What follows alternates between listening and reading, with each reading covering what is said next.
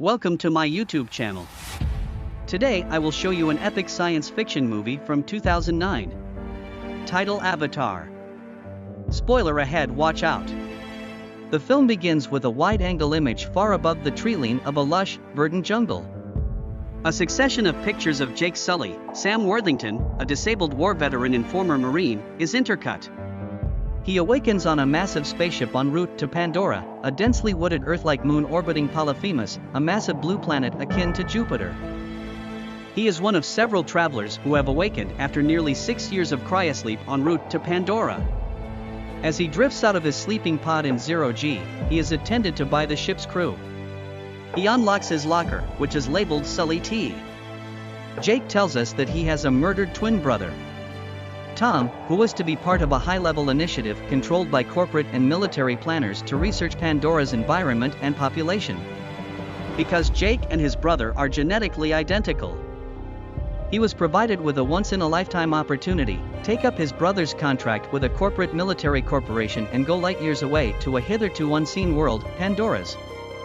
Through voiceover, he admits that he lost the use of his legs during one of his tours of duty on Earth, and that while a spinal injury like his may be repaired, it requires money, which is difficult to come by in the current economy. Jake rushes to a military meeting where Colonel Miles Quaritch, Stephen Lang, is addressing the gathering soldiers and a few civilians. He informs them that they are no longer in Kansas, and he tells them about Pandora's original people, the Na'vi. Quaritch, who has a large scar on the side of his skull, claims they are hard to kill and that everything out there would attempt to kill you. And, while it is his responsibility to keep his people alive, he declares that he will not succeed, not with all of you. He goes on to say that if they want to survive, they must obey Pandora rules. Jake visits a scientific lab and meets biologist Norm Spellman, Joel David Moore, and Dr. Max Patel, Dilip Rao, both Avatar program participants. We learn about the Avatar program when Jake gets his first sight at his own avatar. Humans are unable to breathe Pandora's air, but the Avatar program allows a human to link with their own avatar, a genetically bred human-Na'vi hybrid, and operate as if they were a Na'vi native. Jake will be able to move and breathe in his virtual body once more. The avatars resemble their human drivers in appearance. When Norm tells Jake that his avatar looks like him, Jake replies solemnly, "It looks like my deceased brother." Dr. Grace Augustine, Sigourney Weaver, the program's science lead, awakens in a specially built pod that ties her to her avatar and flicks up the lid just as Jake and Norm arrive. Norm informs Jake that she prefers plants over humans. She emerges from her pod and speaks with Norm in Na'vi. She turns to Jake after being satisfied with Norm's knowledge of the language. She informs him that she needs his brother Tom, the PhD who prepared for the Pandora trip for 3 years, but she doesn't need Jake because Jake has no lab experience and has never been attached to an avatar.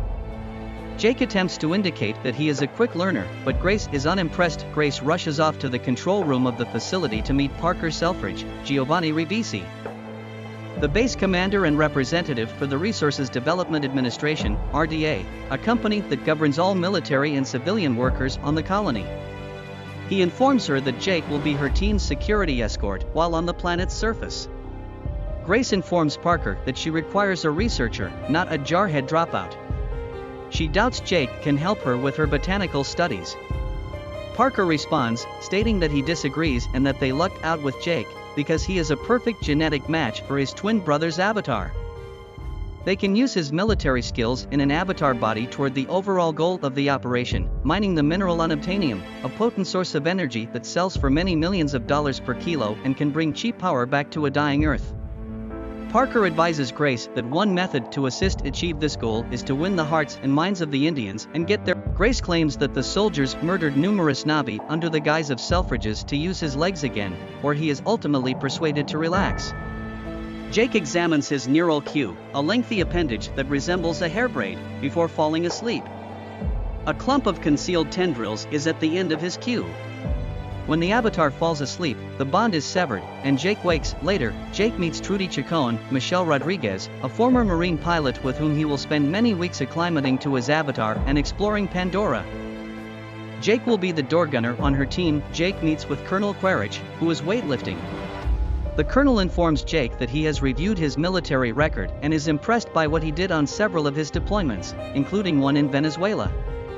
Jake is warned by the colonel about the perils that await him in Pandora. He also expresses his belief that the Avatar program is a joke, but it does provide an opportunity for a unique reconnaissance mission if Jake can find out and tell the colonel what he wants to know about the natives, how to persuade them to move away from the unobtainium ore deposits, and how to hit them hard if they don't. The colonel will make sure Jake gets the surgery he needs to regain use of his legs. The colonel puts on an amp suit, a bipedal exoskeleton used for missions on Pandora, and walks away. Jake, reconnected with his avatar, flies across Pandora's surface in Trudy's gunship alongside Grace, Norm, and others. The crew arrives in a wilderness, where Grace and Norm begin collecting flora samples and taking measurements. Jake becomes distracted by his surroundings and stumbles into a field of helicaradian flowers, which are fairly tall and shrink when touched by Jake. Trouble arises as Jake is confronted by a Titanothere, a powerfully armored, hammerhead monster. Grace tells him to maintain his ground and not fire, otherwise the animal would become enraged and charge. Guns have no impact on him because his armor is too thick. Jake is able to maintain his position only because another beast, a panther-like Venator, has approached him from behind, causing the Titanotheres to withdraw and circle their young. The Venator then moves his gaze to Jake. Grace instructs him to flee, and the Venator pursues him, separating Jake from his group. He loses his rifle and is taken down by the beast, but he is able to rescue himself by releasing his bag. The chase eventually brings Jake to a waterfall, where he dives to safety, leaving the Venator howling above him. Jake's team looks for him, but Trudy says they must return to base since night operations are not permitted. Grace claims he won't make it through the night. It's now nighttime, and Jake is honing a long stick into a spear. This time, Jake is being watched from above by a Navi. The Nausik shoots an arrow towards Jake and prepares to shoot when little, ethereal, glowing creatures descend on her bow.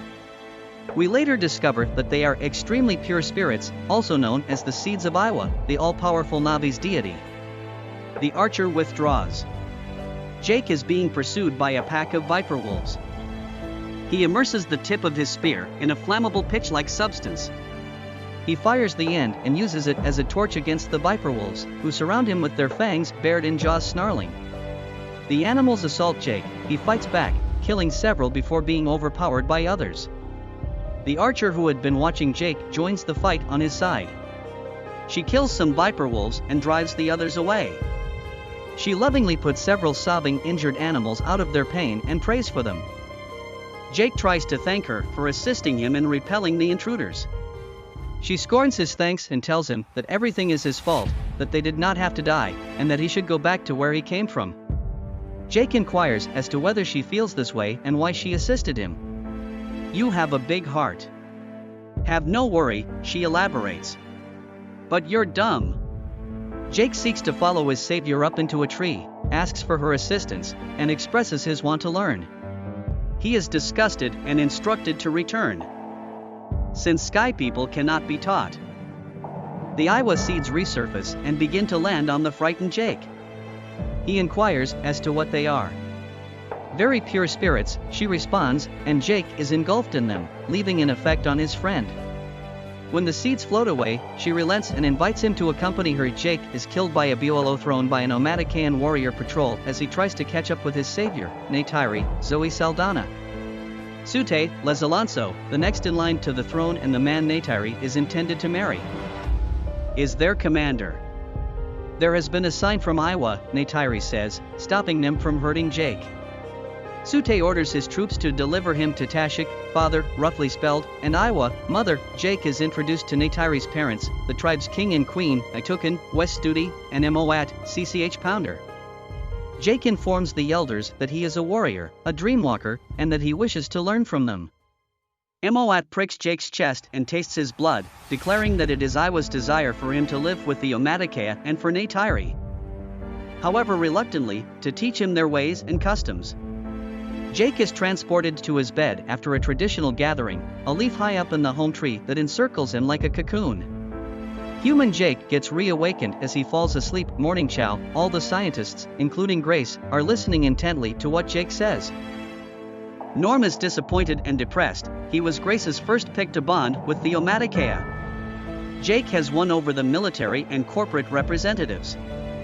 Jake looks to be their best hope at getting the Omaticaya to relocate, or advising the colonel on how to force them to do so, because Home Tree lies on a vast deposit of unobtainium. He is told that he has 3 months to complete his task before the bulldozers arrive. The next scenes focus upon Avatar Jake's training with Neytiri and human Jake's comments on his adventures via the videolog he dictates at the end of each day's activity. He forms a kinship with his dire horse, a sacred animal, to the Na'vi. Jake will need to learn how to attach the animal and link his neural cue to its antenna. Human Jake continues to report on the infrastructure of the Home Tree as well as other Na'vi specifics. Jake struggles to learn how to manage his dire horse and is frequently referred to as Skaun by Neytiri and Sute, which he explains means moron. Jake informs the colonel and Selfridge about the Omatikaya's home. The massive Home Tree. It has a significant amount of unobtainium beneath it. Jake explains the construction of the 1,000-foot-tall tree. Quaritch sees a chance to destroy the tree, but Jake requests that he be given the authority to speak with the Na'vi and persuade them to depart. Grace chooses to get out of Dodge since she believes Jake is being exploited by Quaritch, Selfridge, and the rest of the mining operations military division. She transports them to the Hallelujah Mountains, a secluded location of vast floating islands holy to the Na'vi and rich in unobtainium. Grace wants to be free of the RDA officials and military personnel at the facility. Jake describes his language lessons in his next videolog and compares his time with the Na'vi to field stripping a weapon. With enough repetition, you can't help but learn. This is intercut with images from his ongoing training with Neytiri, who educates him about the Nasix forest link. She informs Jake that all energy is borrowed and that we must return it one day. Jake appears to understand this, and when he prays for an animal he has just slain, Neytiri tells him that he is ready for a vital rite of passage, bonding with and riding a Declan, a flying mountain banshee. Jake must accompany Neytiri, Sute, and 2 other Na'vi trainees to the highest section of the Hallelujah Mountains in order to reach the banshee's breeding grounds. Several variables make this a perilous lesson: the height, the fury of the wild banshees, but Jake's lack of fear and successful relationship with his banshee gain him the grudging respect of the Na'vi warriors there, including Sute. He forms a relationship with the tendrils in his queue, and as he mounts the flying creature, he notes that he isn't much of a horseman, but he was born to do this. Jake, Neytiri, and the others ride together to the Tree of Souls, the Na'vi's most holy location. During a hunting mission, Jake and Neytiri are unexpectedly chased and assaulted by Torek, a large and vividly colored flying mountain banshee with homicidal intents for everything that flies. According to Neytiri, its name means last shadow since the Torek's shadow is generally the final shadow one ever gets to see because its attack is nearly always lethal.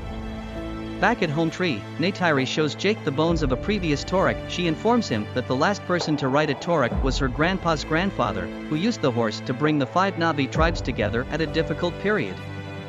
Torek Matto, rider of the last shadow, would be given to such a person when Jake returns to his human form. It's evident that this new experience has changed him. As he explains, out there is the real world, and here is the dream. The colonel approaches him and informs him that his duty has been completed and that he will return to Earth that day. And, true to his promise, the colonel has made arrangements for Jake to receive the therapy he requires to restore use of his legs. Jake intends to postpone his departure because he believes he is about to be inducted into the tribe and acknowledged as one of them, at which point he will be able to negotiate with the Nasix to move. The colonel agrees. Jake attends a Na'vi ritual and discovers that the Na'vi believe that everyone may be born twice. Neytiri takes Jake to the Tree of Voices, a place of worship where they utilize their cues to unite with the tree. Jake is told by Neytiri that he can make a bow from the tree, and that he can choose a woman.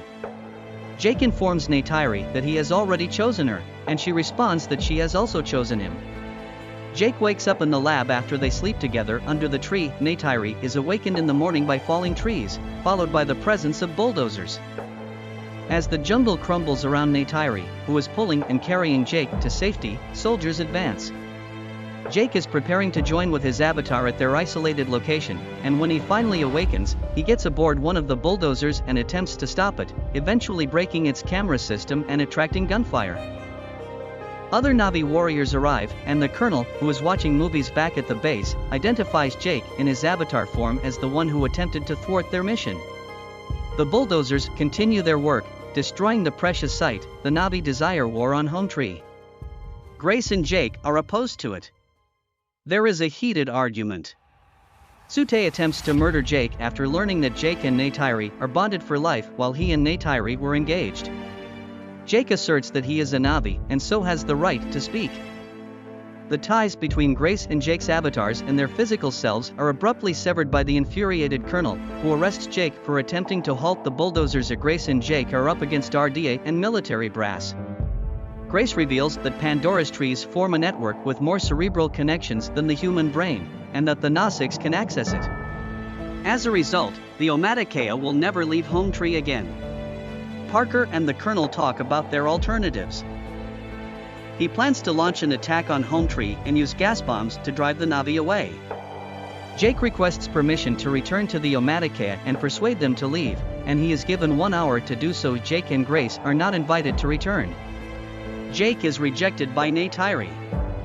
Jake and Grace have both been chained and abandoned by the Omaticaya, who are prepared to attack the humans, who have come in a massive fleet of flying ships. The fleet fires gas canisters into Home Tree and its environs. As the conflict progresses, the majority of the firepower is directed towards the root structure of Home Tree, which is brought down by a barrage of explosions and heavy artillery. Many Omaticaya are slaughtered. Moat releases Jake and Grace and requests that they save the tribe. When Jake comes, he is rebuffed once more by Neytiri when he attempts to soothe her. Itukin, Neytiri's father, is murdered by a massive piece of shrapnel. His last request is for Neytiri to carry his holy bow and lead his people. The damage appears to be infinite, until Jake and Grace return to their human bodies and are swiftly arrested for treason. Norm gets imprisoned as well for attempting to prevent troops from deactivating their avatar forms. The Na'vi congregate around the Tree of Souls. Trudy enters the cell containing Jake, Grace, and Norm. She dupes their security by claiming she doesn't want anything to do with them, only to knock out the guard seconds later. Grace is shot and injured by the colonel as they prepare to depart the base. Trudy's spacecraft is flown to the distant facility in the floating mountains. And the crew takes a pod to another location in the forest. Jake regains control of his avatar body. The anticipated reunion with the Omaticaya is not to be. Jake is an outsider, a stranger. So he makes a risky decision. He knows that in order to win the Na'vi's confidence, he must take things to the next level. He summons his Banshee and goes in search of Torek. His method is simple, but it can quickly lead to death. Jake believes that the Torek never seeks an assault above himself. Thus, he can be attacked in this manner. Jake leaps from his Banshee to the rear of the Torek. He next appears riding the Torek at the Tree of Souls during an Omaticayan ritual. Jake has formed a strong relationship with the Torek. The Omaticaya are astounded to see the fulfillment of their greatest tale. Jake dismounts and walks past the gathering of Na'vi, who part before him in amazement. When he approaches Neytiri, they both extend their arms to each other, and she exclaims, "I see you." Sute, the tribe's new leader, accepts Jake's new duty as Torek Mado. He holds Jake in high regard. Jake persuades Moat to assist Grace, who is dying. Moat starts the preparations, which include positioning Grace's human and avatar bodies near the Tree of Souls. Grace's consciousness will be permanently transferred to her avatar. Moat informs Grace that she must pass through the Eye of Iwa, and that the Great Mother may choose to let her pass through to her avatar self, or she may choose to keep Grace with her. The ceremony fails, but Grace informs Jake before she dies that she has seen Iwa. Jake, saddened and enraged, assumes the form of Torek Mado and declares that it is time to send a message to the Sky People that this is their, the Nasics, territory. To accomplish so, they must first approach each of the Na'vi clans and request that they fight as one. Sute will be the next Omaticayan clan head and will assist unite other clans to fight with them. The human military has seen an increase in the number of Na'vi in the region, from a few hundred to 2,000 in a single day. At this pace, the colonel explains to his soldiers, the Na'vi will soon number 20,000, and their perimeter will be overwhelmed. Rather than allowing that to happen, he says, they must launch a preemptive strike while they still have the opportunity. Their idea is to convert a space shuttle into a huge bomb transport. The Tree of Souls is their goal. And the attack is scheduled at 0600 the next day. They think that if they destroy the Tree of Souls, the Na'vi will flee and never return to this area. Jake is hard at work rallying the Omaticaya.